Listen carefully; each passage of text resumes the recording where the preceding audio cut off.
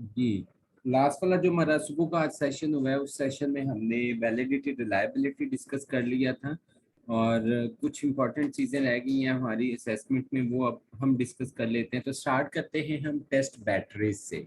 एक लफ्ज़ आपने सुना होगा, टेस्ट बैटरीज। अब ये टेस्ट बैटरीज होती क्या है?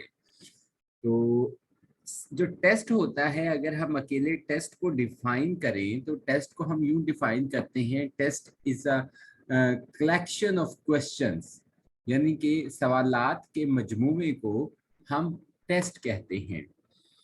और जब हम मुख्तलिफ टेस्ट को, मुख्तलिफ जो हमारी आजमाइशें होती हैं, इम्तहानात होते हैं, उनको अगर हम इकट्ठा कर देते हैं तो उसको हम टेस्ट बैटरी कह देते हैं। यानी कि some of questions is called test and some of different test is called test batteries. ये जो हमारे घर में लेड एसिड बैटरी लगी हुई यूपीएस के साथ, ये वो बैटरी नहीं है।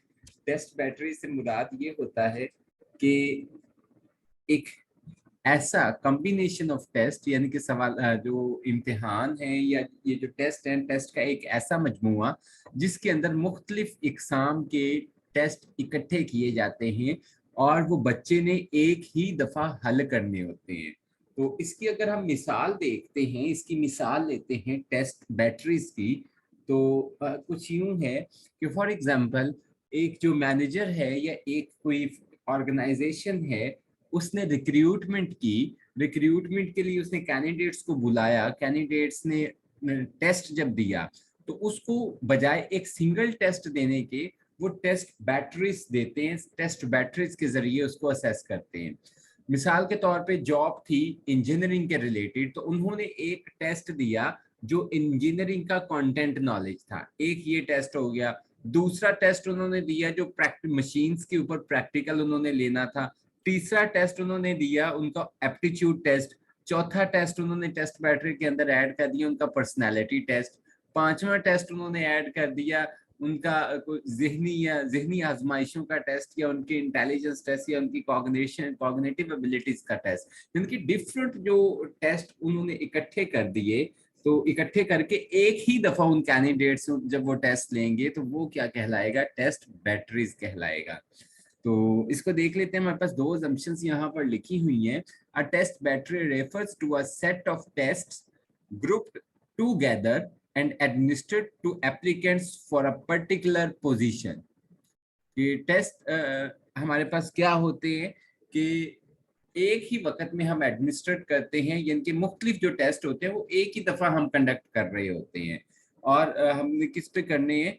लोगों पे, जो हमारे एप्लीकेंट्स होते हैं। जिस तरह हमने एग्जांपल ली कि रिक्रूटमेंट वाली हमने एग्जांपल ली, तो test battery as highly customizable, the sum total of the time required to take all of test within the battery should not be too long. कि यानी कि टेस्ट बैटरी में जब हमें ये पता है कि एक टेस्ट बैटरी के अंदर 4-5 या हो सकता है इससे भी ज्यादा टेस्ट इकट्ठे हमने किए हुए हैं, तो उन 4-5 टेस्ट को सॉल्व करते हुए बच्चों का टाइम ज्यादा लगेगा। तो हमने इतने ज्यादा टेस्ट इकट्ठे नहीं कर देने कि बच्चे सुबह से लेके शाम तक उन्हीं टेस्ट को हल करते रहे, उन्हीं टेस्ट को सॉल्व करते रहे। उनके पास इतना लंबा हमने उनको बिठाना भी नहीं है, तो उस हिसाब से हमने टेस्ट का कंटेंट रखना है। So as to avoid test fatigue, कि ताकि बच्चे उस फिटीक से बच सकें। तो ये था जी टेस्ट बैटरीज। टेस्ट बैटरीज में अगर आपका कोई क्वेश्चन है तो वो आप बताएं। तो टेस्ट बैटरीज के बारे में आपने ये याद रखना है कि टेस्ट बैटरीज के अंदर डिफरेंट टाइप्स के, एक ही किस्म के मुख्तलिफ टेस्ट नहीं होते, मुख्तलिफ इकसाम के टेस्ट को इकट्ठा किया जाता है और इकट्ठा करके एक ही वक्त में बच्चों से वो टेस्ट लिए जाते हैं। तो ऐसे अमल को टेस्ट या टेस्ट बैटरी कहा जाता है। जी, टेस्ट बैटरीज की समझ ना आई हो या आपका कोई क्वेश्चन हो तो वो कर दें। जी, मैं दोबारा रिपीट करता हूँ, टेस्ट बैटरीज क्या होती हैं? टेस्ट बैटरी से मुराद है कि जब हम मुख्तलिफ इकसाम के टेस्ट को इकट्ठा कर देते हैं और मुख्तलिफ इकसाम के टेस्ट को इकट्ठा करके एक ही वक्त में बच्चे से हम उन टेस्ट को, मुख्तलिफ इकसाम के टेस्ट को हल करवाते हैं, तो उसको टेस्ट बैटरी कहा जाता है। जी सादिया, आप क्लियर हुआ?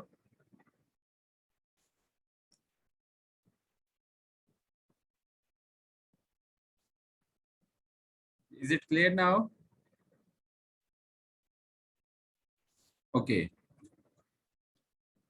टेस्ट बैटरीज के आगे हम देखते हैं, आगे हमारे पास क्या है टेस्ट बैटरीज के।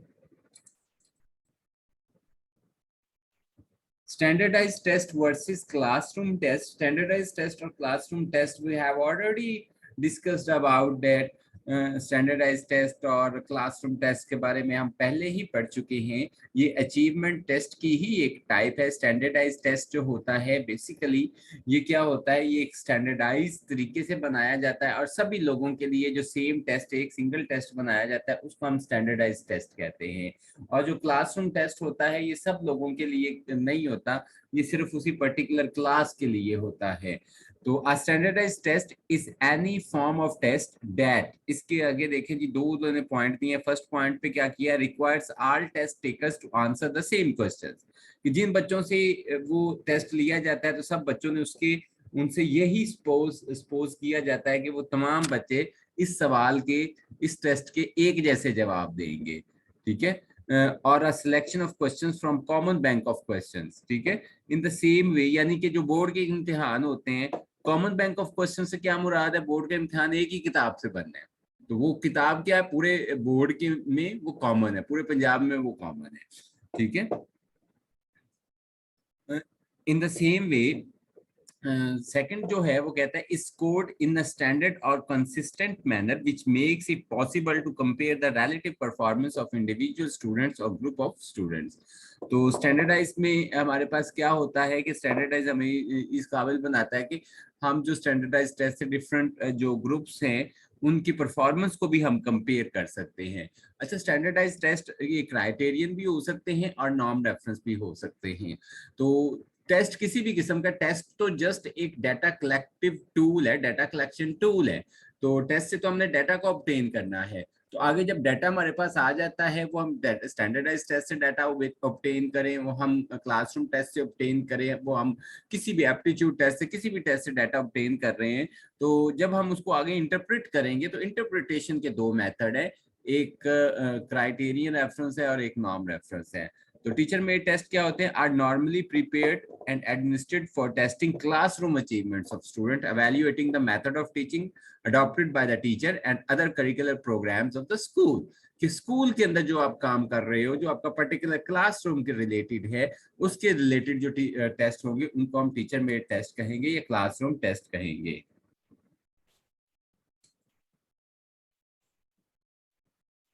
जी, नेक्स्ट आगे हमारे पास customized achievement test. Basically achievement test की ही आगे दो किस्में हैं जो हमने पढ़ी हैं, स्टैंडर्डाइज्ड टेस्ट और classroom test. Customized achievement test specially useful for classroom testing because they can be designed to yield measurement of the specific knowledge and skills covered in the instructional program।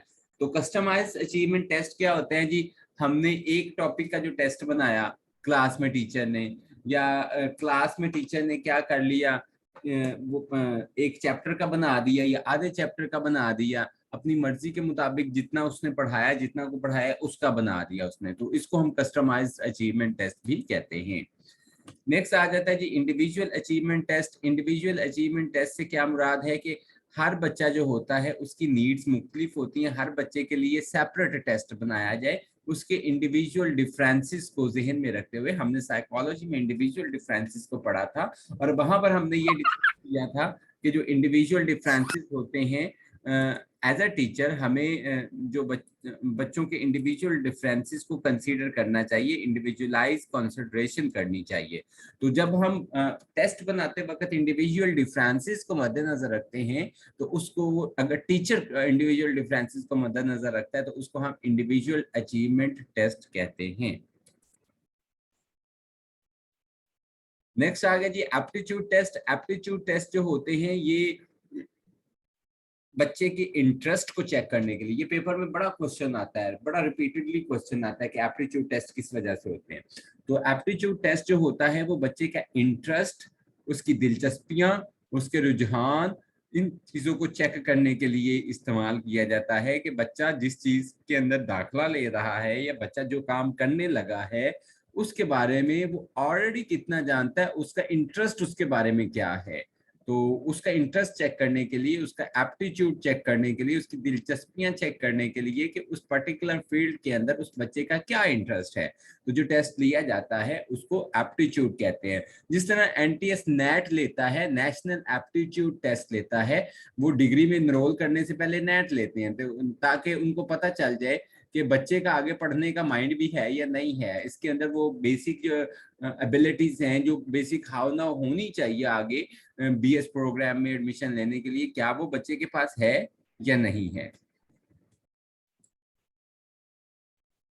Next आ गया जी हमारे पास scholastic aptitude test आ गया। Scholastic aptitude test क्या होता है? Scholastic aptitude जो test होता है ये हमारी रीडिंग, राइटिंग, हमारे जो बेसिक अर्थमेटिक फंक्शंस होते हैं, या हमारी जो क्रिटिकल राइटिंग होती है या क्रिटिकल रीडिंग होती है, इनको मेजर करने के लिए जो हम टेस्ट लेते हैं इनको हम सैट बोलते हैं, या scholastic aptitude and learning ability test बोलते हैं, स्कॉलिस्टिक एप्टीट्यूड टेस्ट भी बोलते हैं। The scholastic aptitude test is a standardized test. अब अच्छा ये याद रखिएगा, ये स्कॉलिस्टिक एप्टीट्यूड टेस्ट होते हैं ये स्टैंडर्डाइज्ड टेस्ट होते हैं।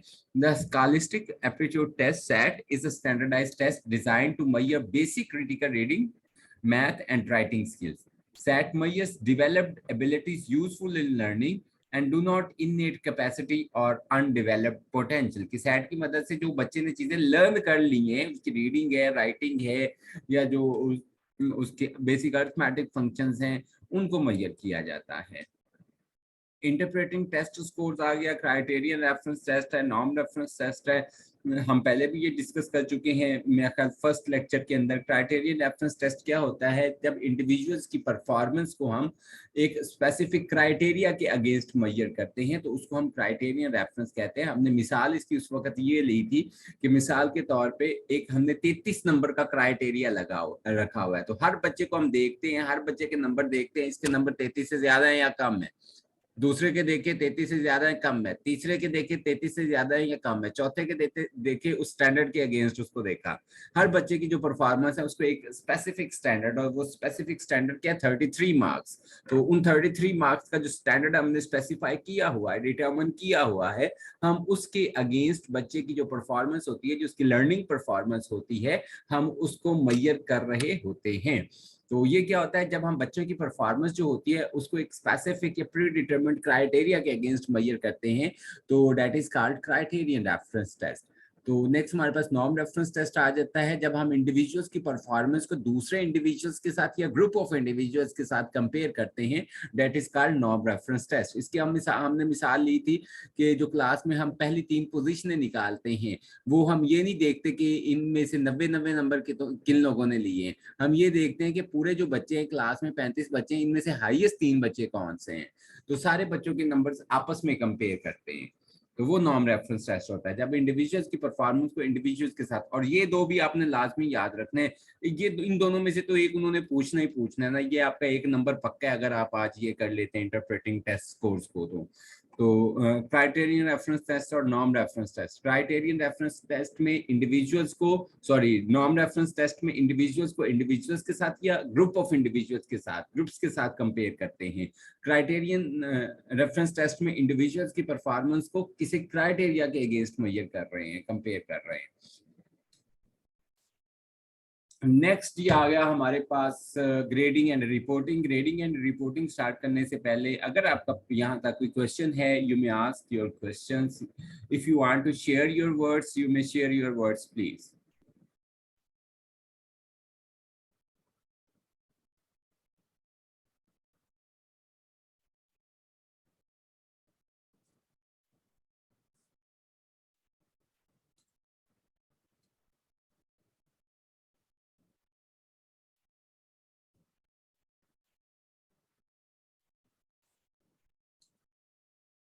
जी जी सादिया, क्वेश्चन करें आप।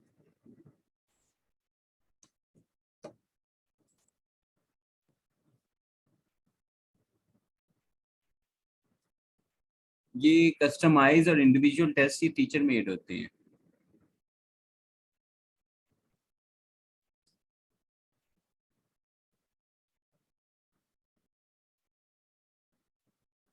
एप्टीट्यूड टेस्ट आपके स्टैंडर्डाइज होते हैं।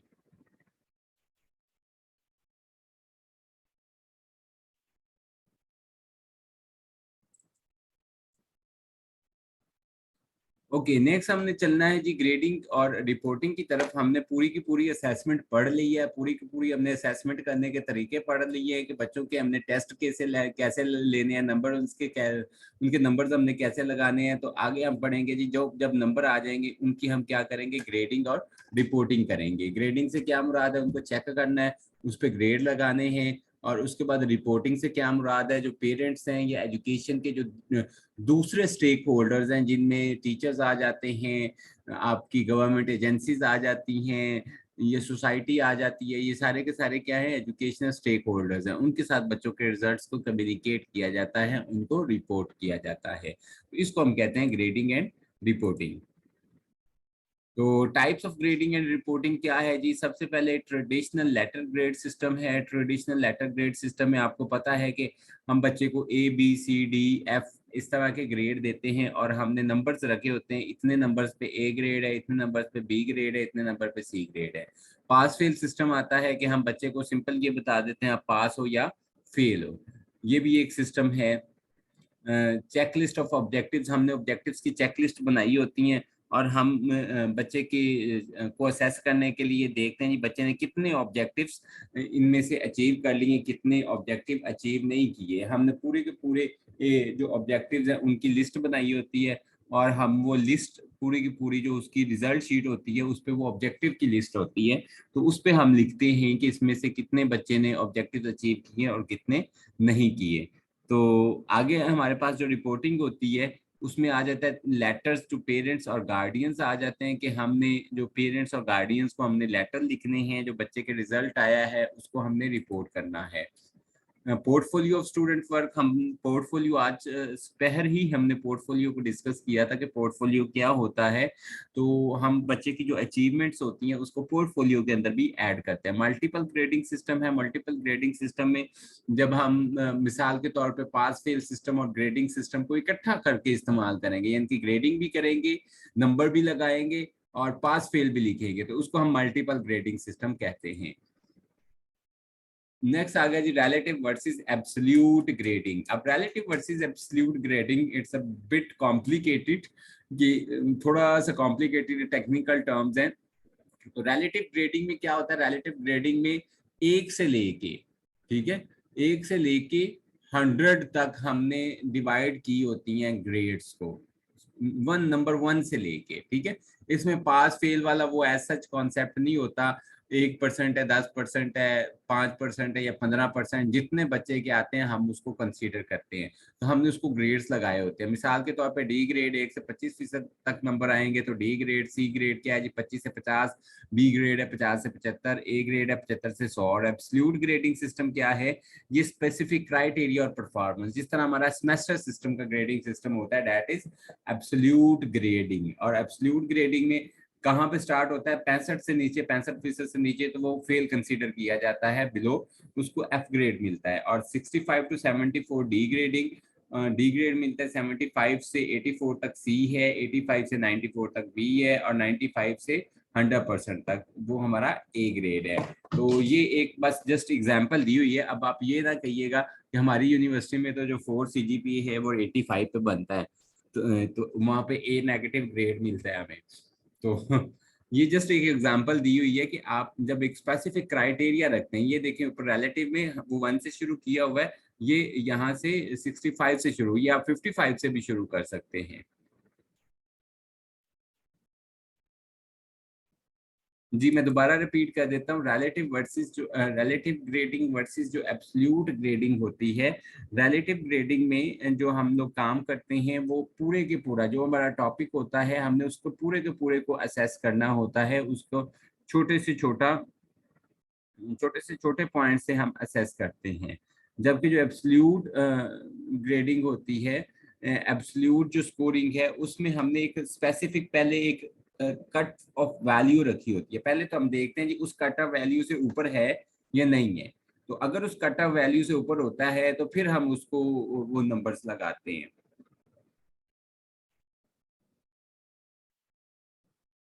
जी अब क्लियर हुआ।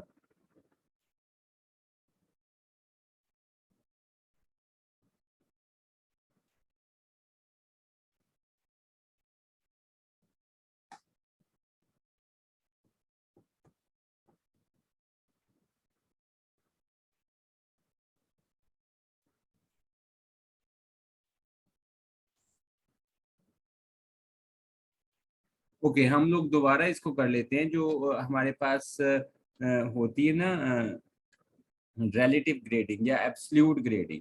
एब्सोल्यूट ग्रेडिंग में हम क्या करते हैं, हम जो बच्चे का परसेंटेज रिजल्ट्स निकलता है उन परसेंटेज रिजल्ट्स को हम लोग एक लेटर असाइन करते हैं। ठीक है, हम जो भी उनको लेटर असाइन करते हैं, बच्चे को कहते हैं जी ग्रेड है, ये बच्चे का रिजल्ट निकलता है। और जो रिलेटिव ग्रेडिंग होती है, रिलेटिव ग्रेडिंग में बच्चे के रिजल्ट को हम कंपेयर करने के लिए क्या करते हैं, दूसरे जो इंडिविजुअल्स हैं उन इंडिविजुअल्स को देखते हैं। यानी कि फॉर एग्जांपल आपकी क्लास के 30 बच्चे हैं, तो जब उन 30 बच्चों के नंबर्स को आप देखेंगे या आप ये करेंगे कि जिन आपकी क्लास में से हमने 30 बच्चे हैं, तो 28 बच्चों को या 25 बच्चों को पास करना है, तो 25 ज्यादा जिनके नंबर हैं, तो वो फिर क्या हो जाएगी, वो रिलेटिव ग्रेडिंग हो जाएगी कि बच्चों को उनके रिजल्ट्स को कंपेयर करके उनको ग्रेडिंग करनी है, उनकी आपने एक दर्जाबंदी करनी है, तो इसको रिलेटिव ग्रेडिंग करेंगे। और जब आप उसको करेंगे एक स्पेसिफिक क्राइटेरिया के अगेंस्ट मेजर कर रहे हैं बच्चों की परफॉर्मेंस, और उसको आप लेटर ग्रेड असाइन कर रही हैं, तो उसको आप क्या कहेंगे, उसको आप एब्सोल्यूट ग्रेडिंग कहेंगे। यानी कि एब्सोल्यूट ग्रेडिंग में जो स्टूडेंट्स को आप दे रहे हैं, ग्रेडिंग दे रहे हैं, स्टूडेंट्स की ग्रेडिंग कर रहे हैं, स्टूडेंट्स को आप ग्रेड असाइन कर रहे हैं, वो ऑलरेडी आप प्रीवियसली उनको स्टैब्लिश कर चुके होते हो। प्रीवियसली आपको पता होता है जी 75% लेगा तो इसका बी ग्रेड बनना है, ये 60% लेगा तो इसका ये सी ग्रेड बनना है, ये 50% लेगा तो इसका ई ग्रेड बनना है। ये ऑलरेडी तयशुदा जो असूल होते हैं, इसको क्या कहते हैं, इसको हम कहते हैं एब्सोल्यूट ग्रेडिंग, कि जिसके अंदर कमी बेशी ना हो, जो ऑलरेडी एस्टैब्लिश्ड फैक्ट्स हों, उसको हम एब्सोल्यूट ग्रेडिंग कहते हैं। और जो रिलेटिव ग्रेडिंग होती है ये ऑन द स्पॉट होती है, क्लासरूम में बच्चों की सूरत हाल को देखते हुए। मिसाल के तौर पे मैंने इन 2015 और 2000 आई थिंक 2014 और 15 में, तो बल्कि 2016 में when I was appointed as ESC elementary school educator के तौर पे मेरी अपॉइंटमेंट हुई, तो उसमें जो एनटीएस हुआ था, एनटीएस में जो 50% वाले पास थे, तो 50% बच्चों के नंबर ही बहुत कम आए।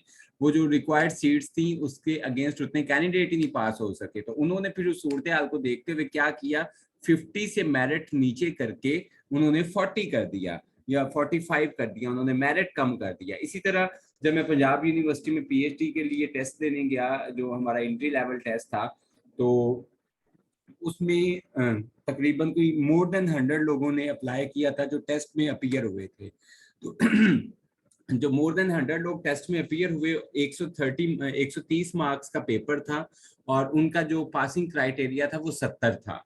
तो जब वहां पर लोग पास लोग हुए, उन्होंने उनके पास तकरीबन 3 या 4 लोग पास हुए थे, यानी कि 130 में से 70 से ऊपर वाले 3 या 4 लोग थे। तो फिर उन्होंने क्या काम किया, उन्होंने अपने मेरिट को डाउन किया, 70 से कम करके उन्होंने आई थिंक 55 किया था या 58 किया था, उन्होंने मेरिट अपना कम किया। तो सूरत हाल को देखते हुए जब हम ग्रेडिंग करते हैं या स्कोरिंग करते हैं, हम उसको स्कोरिंग का जो क्राइटेरिया उसको चेंज करते हैं, that is called relative grading. और जो एब्सोल्यूट ग्रेडिंग होती है, ये फैक्ट्स होते हैं, ये ऑलरेडी एस्टैब्लिश्ड होते हैं, तो उसके अगेंस्ट जब हम मेजर करते हैं तो वो होता है जी।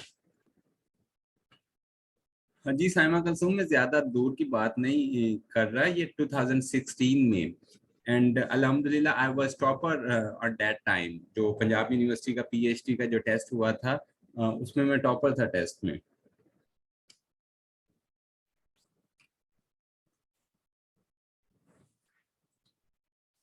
तो खैर ये एब्सोल्यूट और रिलेटिव ग्रेडिंग हो गई। तो नेक्स्ट आ जाता है जी, ये बहुत इंपॉर्टेंट टॉपिक है, common errors in scoring and rating. तो ये भी अक्सर पेपर में पूछी जाती हैं। एरर्स क्या होती हैं, असेसमेंट एरर्स क्या होती हैं, जब हम स्कोरिंग कर रहे हैं या बच्चों की जो परफॉर्मेंस है उसको रेट कर रहे हैं, तो उसके अंदर हम गलतियां क्या करते हैं। तो सबसे पहली जो गलती है,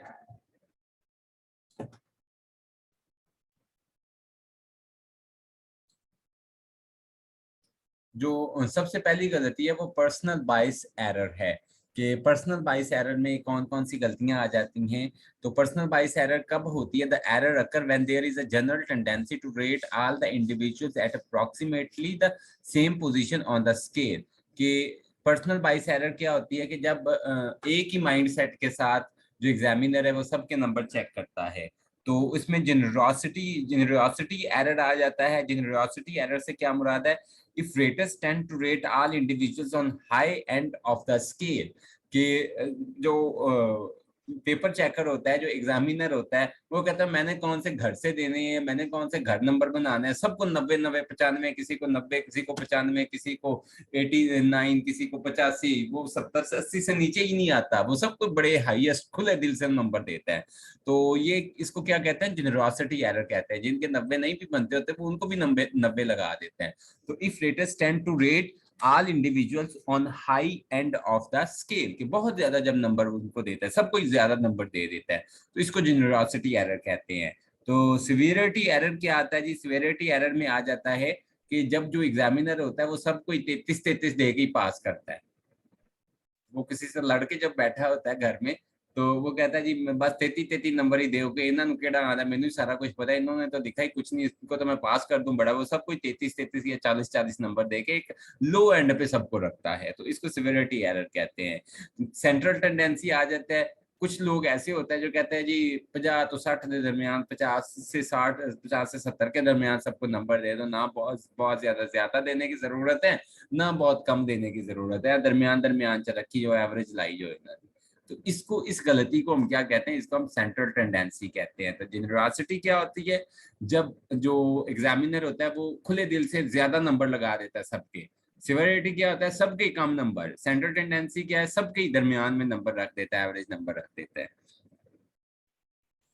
अगली गलती हम देख लेते हैं जी। अगली गलती क्या होती है? अगली गलती होती है हालो इफेक्ट होता है। तो हालो इफेक्ट क्या है? ये हालो इफेक्ट अमूमन पूछा जाता है। ये generosity error, central tendency error जो है, और सिवियरिटी एरर है, और हालो इफेक्ट, ये पेपर के अंदर पूछे जाते हैं। The error occur when the raters general impression of a person influence the rating of individual characteristics. कि ये उस वक्त होता है जब हमारे ज़हन में एक व्यू बना होता है कि हाँ भाई ये नंबर इस बच्चे के, ये तो पढ़ने वाला बच्चा है, तो हम उसके पेपर को देखते ही नहीं है, पढ़ते ही नहीं है, तो हम उसके नंबर लगा देते हैं। उसका 4/4 CGPA बन गया, जिस तरह मेरी मौजें लगी रही हैं। तो उस बंदे का 4/4 टीचर्स देखते हैं, हाँ भाई ये हमारा स्टूडेंट है, ये पढ़ने वाला है, तो उसका पेपर आगे चेक ही ना किया। उनके ज़हन के अंदर एक इंप्रेशन बैठा हुआ है। एक बच्चा तंग करने वाला है, तो वो टीचर कहते हैं जी हाँ जी ये तंग करने वाला है, इन्हें की पढ़ना है। वो उसका पेपर चेक, चाहे उसने जितना मर्जी अच्छा किया, उसका चेक किए बगैर उसका एक एवरेज से नंबर लगा देते हैं। तो इसको कहते हैं हालो हालो इफेक्ट कहते हैं इसको। तो लॉजिकल एरर क्या आता है? कि लॉजिकल एरर में ये होता है कि एग्जामिनर को भी पता ना चले कि मैं क्या गलती कर गया हूँ। The error occur when the rater assume the relationship between two traits of an individual or student but there is no actual relationship exist among both traits। कि लॉजिकल एरर से क्या मुराद है? हम लोग बच्चे को गलत समझ रहे हैं, हम कहते हैं जी इसको तो मैथ आता ही नहीं है, तो ये हमने अपनी तरफ से ज्यूम कर लिया ना। तो जो हम अपनी तरफ से एजम्पशन कर लेते हैं और एक्चुअली बच्चे का बिहेवियर वैसा ना हो, हम ज्यूम कर किए बैठे हैं और बच्चे के अंदर वो मिस्टेक ना हो, तो इसको हम लॉजिकल एरर कहते हैं। फॉर इंस्टेंस, इसकी मिसाल देख लें। For instance, teacher tend to overrate the achievement of students identify by aptitude test as gifted because they expect achievement and giftedness to go together. कि जो एक उसका एप्टीट्यूड टेस्ट में उसके अच्छे नंबर आ जाते हैं, एंट्री टेस्ट में वो अच्छे नंबर ले लेता है, तो हम ये अंदाजा लगा के बैठ जाते हैं जी ये आगे भी जो इसके हैं, ये गिफ्टेड चाइल्ड है, ये एक्सेप्शनल बच्चा है, तो इसके आगे भी बड़े अच्छे नंबर आएंगे, तो हम उन अच्छे नंबर, इसी चक्कर में उसके नंबर अच्छे लगा देते हैं। तो फीडबैक इन असेसमेंट, ये जर्नल सा टॉपिक है पेपर में। खैर ये नहीं पूछा जाना कि असेसमेंट पे आपको फीडबैक भी देनी चाहिए, रिपोर्टिंग भी करनी चाहिए, बच्चे को भी as well as their parents, और उनके जो हेड टीचर्स हैं, उनके जो हायर अप्स हैं, जो टीचर्स के, उनको भी फीडबैक देनी चाहिए असेसमेंट पे। Thanks for listening, this is all for my side. आज हमारा ये जो असेसमेंट है वो कंप्लीट हो गया। अगर यहाँ तक अगर आपका कोई क्वेश्चन हो तो you may ask your question please.